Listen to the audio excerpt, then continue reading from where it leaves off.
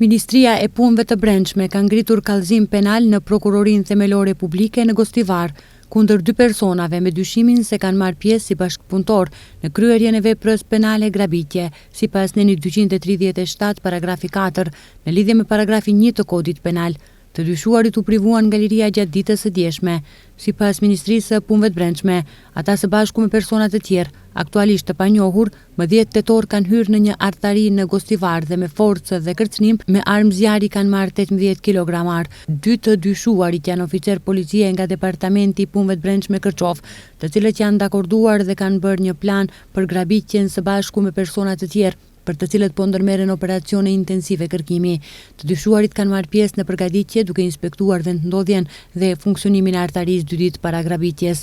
Në po atë ditë, ata siguruan rrugë të 2 automjeteve të përdorura për grabitjen në Gostivar me një automjet zyrtar të Ministrisë së Brendshme, njëri prej të cilëve u gjet më vonë i djegur në autostradën Gostivar-Dibër, ndërsa tjetri u gjet i braktisur në Kërçov pranë tregut të bagëtive. Ministria e Brendshme në koordinim me Prokurorinë Publike të Gostivarit po ndërmerr masa dhe aktivitete për të zbardhur plotësisht rastin.